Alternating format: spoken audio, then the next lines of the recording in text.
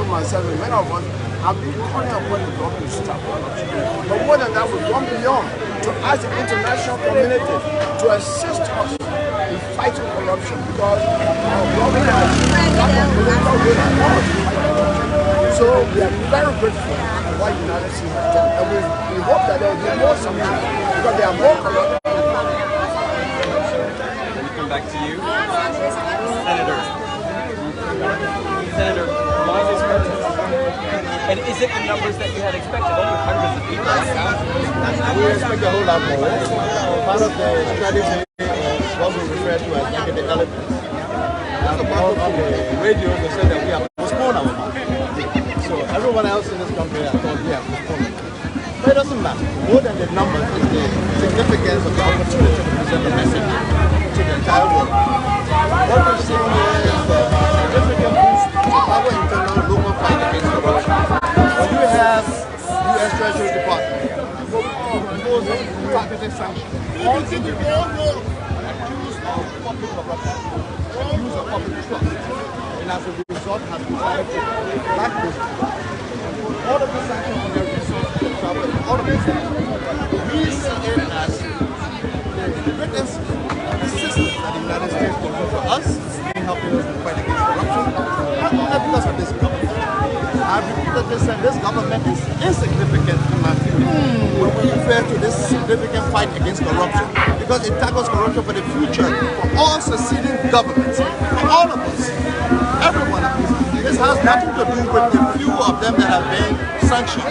I see them as primary casualties. They're not important, because some of us, when we put this debate on, they think it's about them. No, and they're threatening people. There are a lot of people who are not going to work, who are working will not show up here because they will lose their jobs. And so they are intimidated. Is there a culture of fear and something?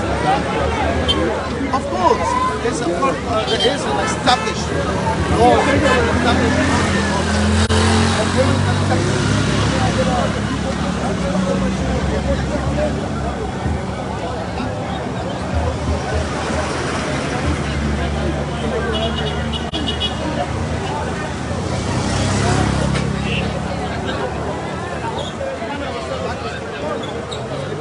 are reluctant, they're afraid. Who wants to expose themselves to that kind of vulnerability? So what this is highlighting right now as I speak to you, the entire government is afraid. Succeeding governments will be afraid. And our children, all honorable people, benefit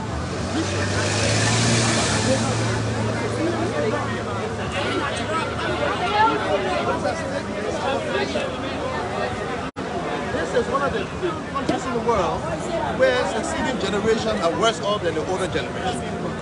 Why? We are potentially rich. We have resources. We have abundant resources. We've been having gold, diamond, timber, fertile soil, everything for how many years now? And where are the resources? You have Ebola money will come in here, there will be corruption.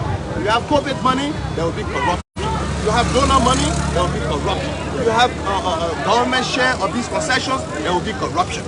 Where does that leave the people? So what is at stake is the livelihood of the great and vast majority of the people. People who cannot afford a single meal a day. Why are we doing it? He's an established and acclaimed lawyer, former president of the bar. I'm a former senator, former ambassador. He's an established and acclaimed citizen of this country. Check me out. We're all here. By our presence, we are standing up against the government, against the ineptitude, against the complicity towards corruption on behalf of the mass majority of our people. We take this bold step for our children to have a better future. So, Honorable Bello, what do you expect to achieve at the end of the day? What we hope to achieve at the end of the day is that there will be more sanctions and our people will be more and more afraid of touching public money, so that you and me and everyone in this country can benefit. Yes,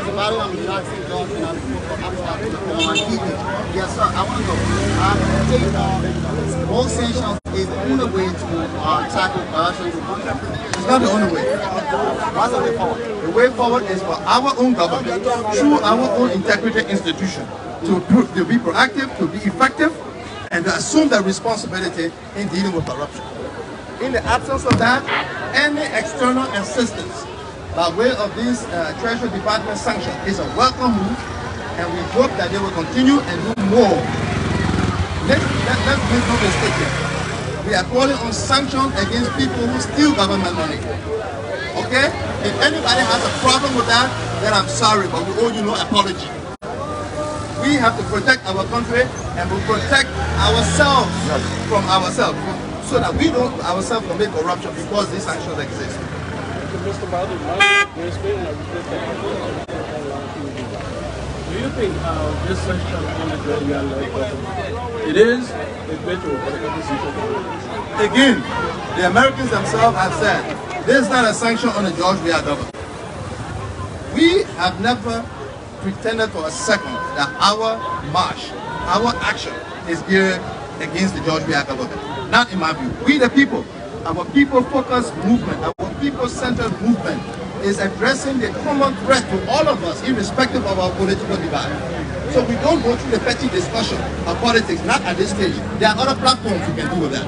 But when you're dealing with common threats, like COVID, like Ebola, like corruption, you understand me? We have to unite, because it is an existential threat. That means it threatens our very existence as a people.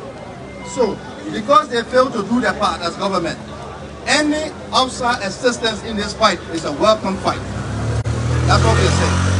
And because we have opened this march, we said it's a people march. We said thank you and to ask for more. In fact, we are thanking them for helping our government fight corruption. Okay? So those who responded, right here. There are people who went around saying we have postponed our march. Why? Why would it be an organized strategy to deprive the people of an opportunity to deal with something that threatens their very livelihood? Who would be part of such conspiracy? Who? If not somebody, enemy of the state, enemy of progress, and we refer to as the negative elements. Yes.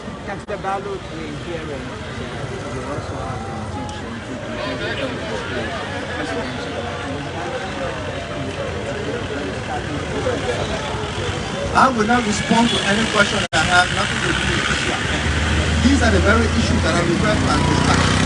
That's why when the police asked us, they said they had not received our request for protection, they asked us to postpone, we postponed.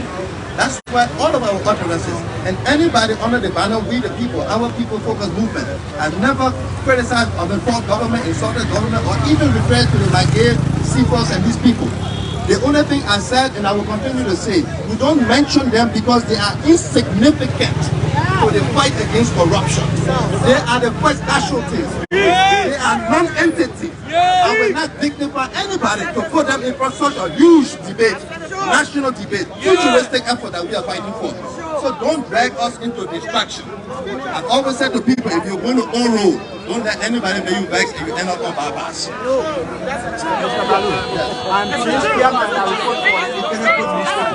You being a former senator and an ambassador that work in the world or around the world, I want to know what have any jobs or advocacy by this time that you do way back.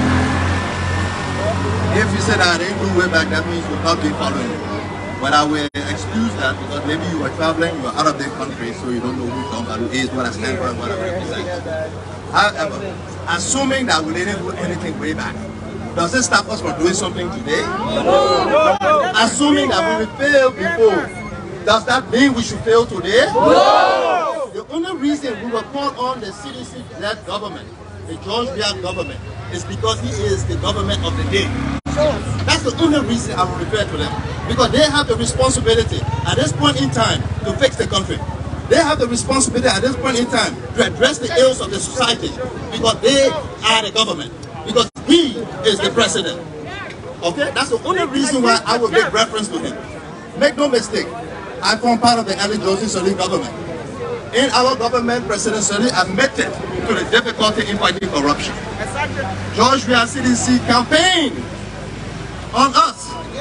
Our government that I consider the most progressive government in the past 30 years of the country history. He said we failed, we sanctioned, we condoned corruption. They campaigned on that. When he took power, he himself admitted how difficult it is to fight corruption. So corruption is not limited to one government. is not limited to one president. Corruption is a serious problem in our country. That I say to you today, almost 99% of us in this country are potentially corrupt. We need a system that will force us to be straight. And these targeted sanctions are there for that. They are there to protect our future. So that from today onward, any other public servant coming to power will be afraid to put a hand in the government cookie jar. Anthony from the Anthony newspaper. I want to know your feelings about this sanction on the three government officials. Are you happy or sad? If you are happy, why? If you are sad, why? I'm happy that the United States Treasury Department has imposed sanctions on individuals, targeted sanctions on corrupt public officials. I don't mention their name because they are not important.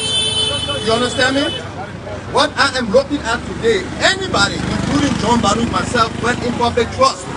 If I should take the people's money, I too should be sanctioned because they exist today. Don't misunderstand us. Again, Seaport and Huawei, they are not important. I will not discuss them. They have brought themselves, the sanction onto themselves. Okay?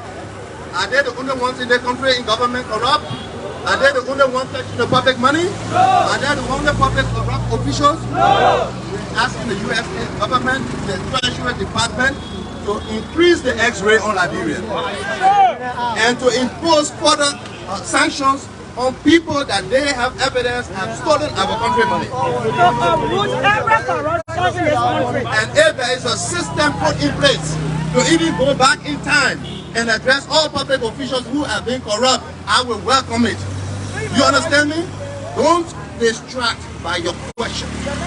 We are dealing with one issue alone, the fight against corruption.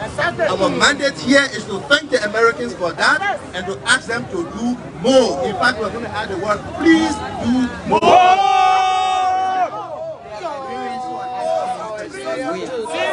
To dismiss